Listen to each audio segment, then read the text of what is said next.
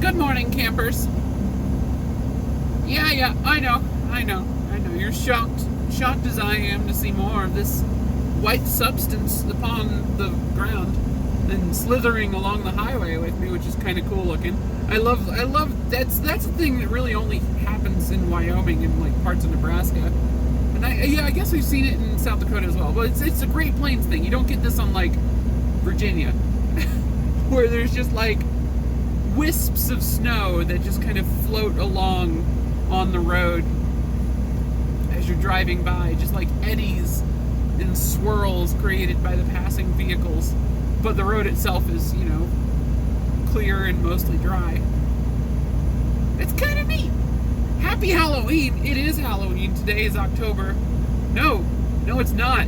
Yesterday was October 31st. I started driving on October 31st. It's currently November 1st. It's not Halloween anymore. So I guess this is normal for November. Now that I think about it. Yeah, snow is kind of a November thing, isn't it? I was just thinking, wow, this is a lot of snow for Halloween. And then I had to actually stop and think, wait, it's not Halloween anymore. Alright, why are we slowing down? The road is not getting worse. It's still dry enough that I'm fine using my engine brakes here. As long as we stay off that shoulder, we're good. The speed limit is currently 55 miles per hour. We are on Elk Mountain.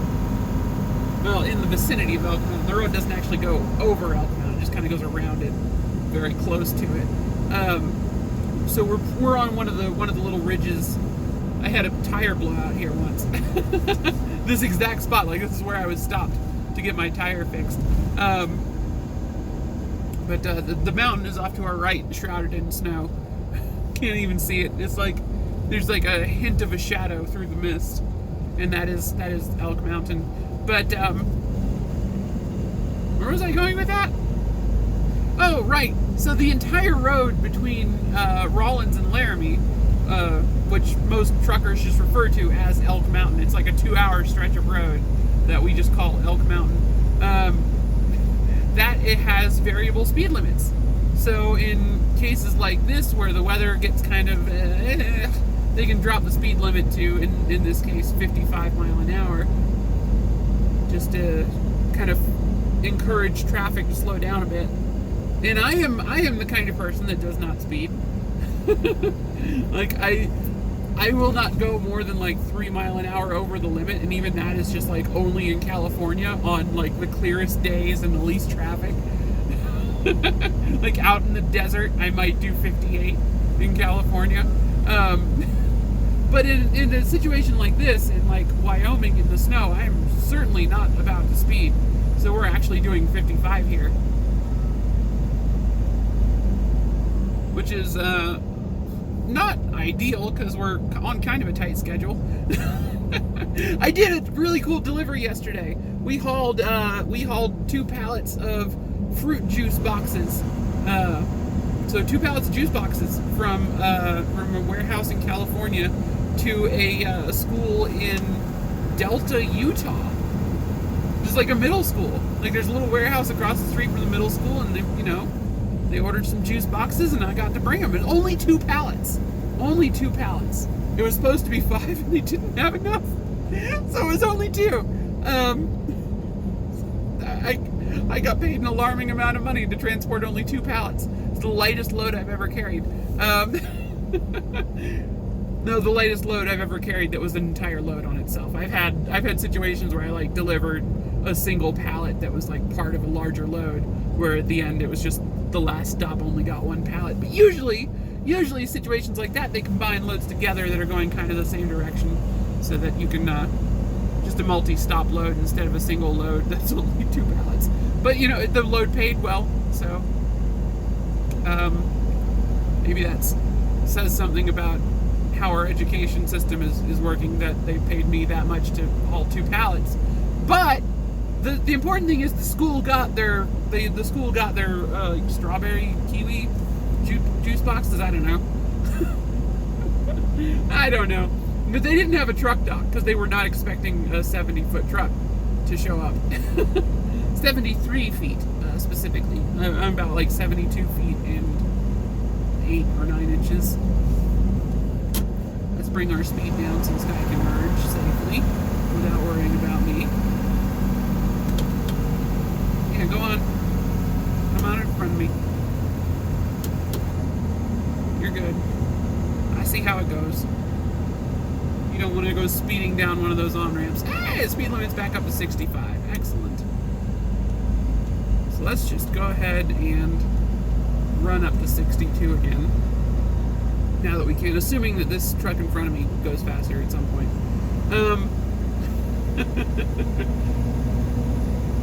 Yeah, we did a delivery in Delta, Utah, and now we're on a, so we were just kind of sitting, I actually wound up driving over to the Flying J in I think it's pronounced Scipio, or maybe Scipio, Scipio, Utah. They've got a petting zoo. It's lovely. There's a camel named Wednesday, which is a wonderful name for a camel. There's also, like, apparently all the animals have names, but the only one that the people in the truck stop knew is that the camel was named Wednesday. And the camel is very much everybody's favorite. Like, everyone loves the camel, because apparently the camel is sweet and friendly and does not understand that he is not the size of a puppy.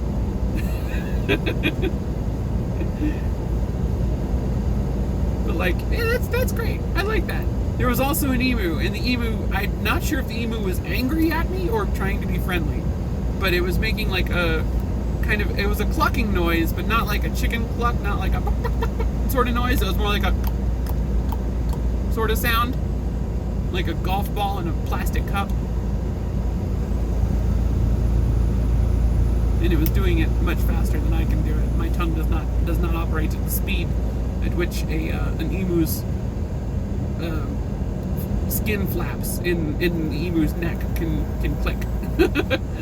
My tongue cannot properly recreate the noise this emu is making. So I called the emu Phillips, because I thought that would be funny. And no one on Twitter seemed to appreciate that I was calling the emu. I don't know. It was funny to me. Wow, you're going really slow.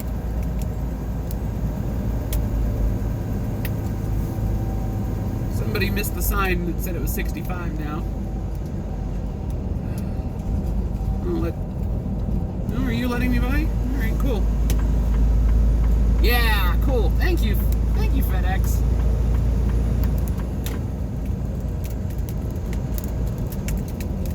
Blink my thank you. Distance warning, yeah, it's fine. It's fine. Not that big a deal.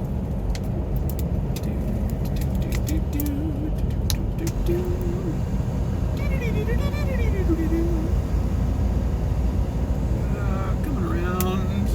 Yeah, we're sufficiently clear. Moving back to the right. And this guy's doing 65, so I can just stay behind him and we'll never catch him. Assuming we don't catch any more United Van Lines trucks that are doing, like, or was that an Atlas? I don't know. I didn't actually read it. United or Atlas, they've got very similar paint schemes, and they both haul moving vans. Yeah. So I got to hang out with Wednesday, and Wednesday some chickens, and there was like 2 alpacas. Llamas? No, llamas. Yeah, 2 llamas. It's so hard to tell the difference. And then Emu Phillips. And that was my day yesterday. So I woke up last night, and before my dispatcher had left for the day, he had found a load sitting in the Salt Lake City yard that paid pretty well. Needed to get across Wyoming by 3 o'clock this afternoon, November 1st. So we ran up to the Salt Lake yard, grabbed the load, drop and hook, yada yada yada. Hit the road, rolling across Wyoming, and hey, it turns out between all the mountains, and the whole drop and hook thing, and occasionally needing to pee, it takes you know, all of your time in a day to drive. Like, all of the extra time that I would have had on just a load from Salt Lake to Cheyenne, Wyoming, all of that extra time is basically the time that it took me to get to Salt Lake City and pick up the trailer. So I've got 0 extra time right now. I actually have a little bit, which is why I'm okay driving as slow as we are. Everyone's just throwing rocks at me. You can just hear all these rocks getting thrown at me. It's so unfair. They're being so mean to Mr. Apophis. Stop throwing rocks at me. Tink, tink, tink, tink. Poor Apophis. Yeah, so we've got a single shift load. The most annoying part of this is that I woke up at just the wrong time. Dang it, stop throwing rocks at me. It hit like right next to my head on my side window. I know there's nothing any of them can do about it, so I'll just keep driving. I'm struggling up this mountain. Let's turn our hazard lights on.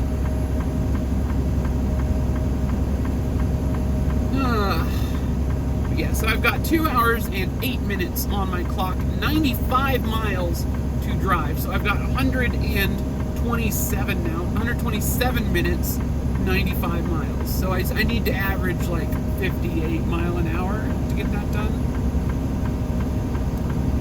It's 95 minute versus, yeah, so I've got like 20 minutes, 25 minutes of wiggle room. The annoying part is that I'm going to get to the Walmart DC before they're going to let me in. So I'm going to have to illegally park out on the street for a couple of hours before I can actually go in and attempt to deliver.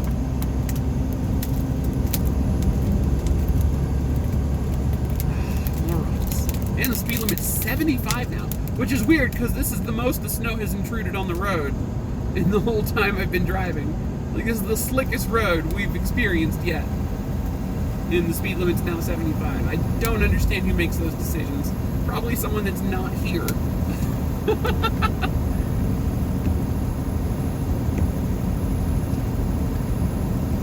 Yeah, I'm gonna have to illegally park out on the street in front of the Walmart DC, which I see other trucks doing that all the time. There's lots of no parking signs, and there's warnings in the directions that you can get a ticket for parking out there. But like, I've never seen anyone get a ticket. I know people who've spent the night out there with no problems. So I think the city of Cheyenne might have just given up, because it like tripled once the ELD thing happened.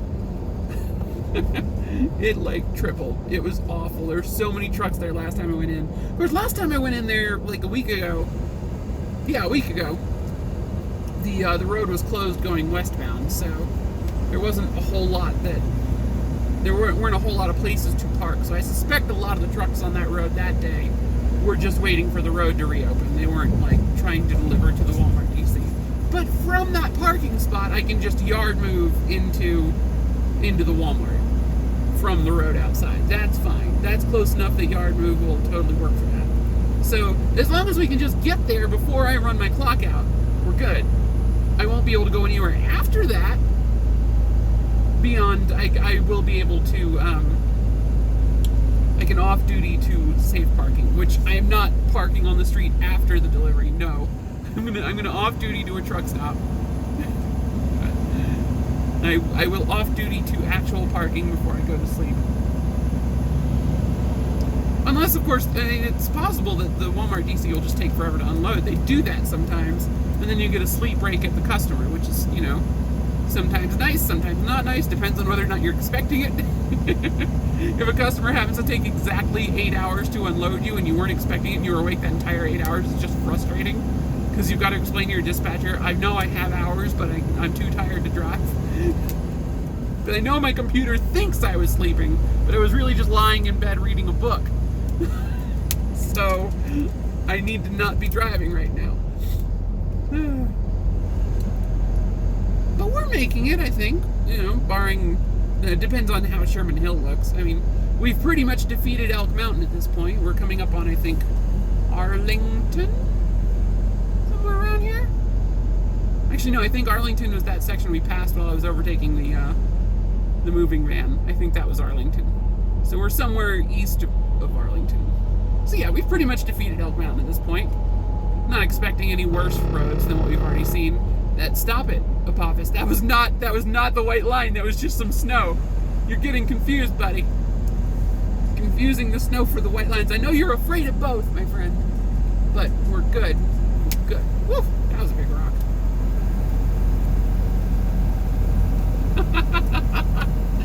Aye. Rest area closed. Oh, I know where we are. We're in Wagon Hound. This is the Wagon Hound Road rest area right up here. Slick spots. Turn off your cruise control.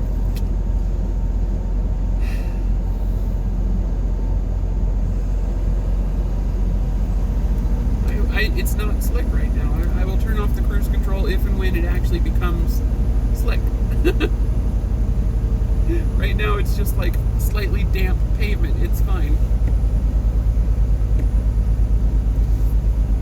We had the cruise control off while we were in the left lane, passing that moving van a little while ago. That was a cruise control off moment because that left lane was a little bit snowy.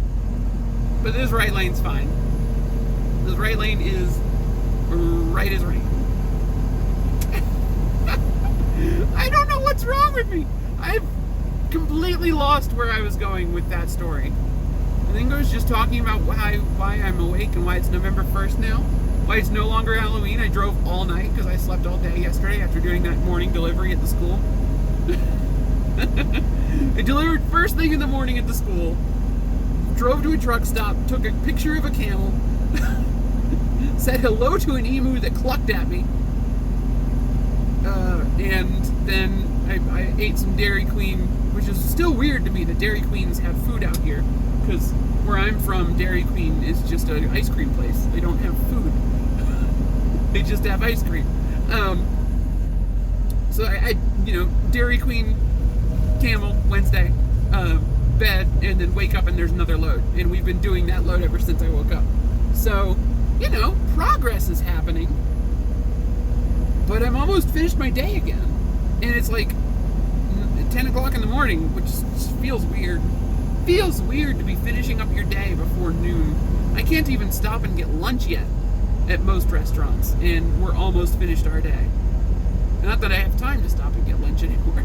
I basically have to go straight to my customer and then just make food on the side of the road if I want to eat something. Which, we did get a grocery stop in. We did. So the load that I did after Great Falls, because that was, I think, the last... We did a video on Great Falls. I'm so confused. Wow, you are kicking up so much dirt on my windscreen. All these rocks. All of the rocks. You have hit me with every rock imaginable. You jerk.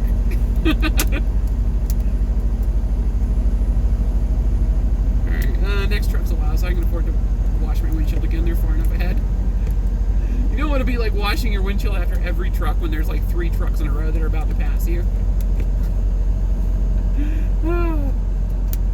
Yeah, we did a load of French fries, McDonald's French fries specifically, from Nampa, Idaho down to a McDonald's facility in City of Industry, California.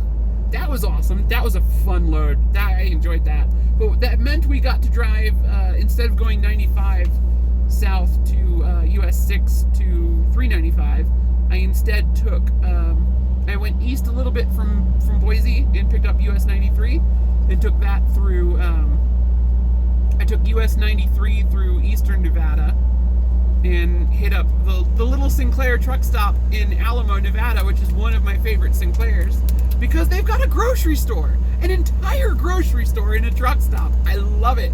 It was jam-packed with tourists, though. So many tourists. There were people with RVs everywhere, and none of them could park. None of them were able to park. I went in and backed my trailer in. I'm 73 feet long in this truck, and all the people in RVs are looking at me like I'm crazy because I'm backing in, because, if everyone just backs in along the back, there's enough room for all of these RVs and me to park side by side. But no one's parking like that because none of them can reverse their RVs. It's like, this is horrible. showed up that was able to reverse. He managed it, and he parked next to me, and we had a moment. Like, I'm so glad that you could actually back yours up because no one else can. And people were like quintuple parking next to me. Just like pulling forward and turning. It's like, okay. But yeah, I picked up a bunch of groceries. So we've got food in the truck. We can make food on the side of the road outside the Walmart DC. I'm good there. And then we'll off duty to a truck stop once I'm out of the customer. And so we're good. We're good. And then who knows what we're getting to. It's entirely possible. It is entirely possible that we're about to, tomorrow, go back down to Loveland and do the Great Falls load for the 3rd week in a row. That might happen. It happens to me a lot when I'm in Cheyenne and we're doing, like, the setup is here. Will we, won't we? Will the next video be, yet again, driving the Sam's Club load to Great Falls, Montana? Maybe. Starting to feel like I'm on a regional loop. I'm okay with that. Especially if the loads keep paying like they do, I'm okay with that. Anyway, thank you guys so much for joining me. Not now, Apophis. That one was fair. That was not snow. That was white line. That was reasonable. Thank you all so much for joining me. You can find me on the internet at @EllieO'Dare on Twitter, Instagram. I popped up in an episode of Matt and Mattingly's Ice Cream Social because I went through Vegas on that last load, so I stopped in and recorded an episode of a podcast with him. I didn't have a ton to say, but I was there in the room, and we talked a little bit, and then I said something about an Italian fish that everyone seems to have latched on to. There was a very bizarre game that they played, where they were trying to identify if something was a fish, a pasta, or a spice. And they generally started doing an Italian accent test to decide whether or not something was pasta. And I pointed out that it only worked until we met an Italian fish. And which I think prompted the guy to guess fish for an Italian sounding name, and then it was totally a pasta. So, oops. I maybe shot one of them in the foot on that. But it's fine. Go listen to the episode, Matt and Mattingly's Ice Cream Social. The episode's called Suburban Bourbon Turbin. It makes sense, trust me. You can find it on wherever you get podcasts. Matt and Mattingly's Ice Cream Social, Suburban Bourbon Turbin. And I am on the internet at @EllieO'Dare on Twitter and Instagram, and you can find me on Steam, Xbox Live, Nintendo, all those other places. Come say hi wherever you happen to hang out, or just in the comments below the video, because you're already on YouTube, probably, because no one embeds my videos anywhere. I don't. And no one else has any reason to, so go say hi in the comments, because you're already here. I do read them all still. I'm still a small enough YouTuber that I can read all my comments. Thank you all so much for watching, and have a great day. Bye! Well, the final reveal as we come over the hill, and the road is just closed in front of us. Flashing sign! What is the flashing sign? Oh, speed limit's down to 65 again. I think it was already down to 65 at the last sign. The stunning reveal. More snow. To be continued.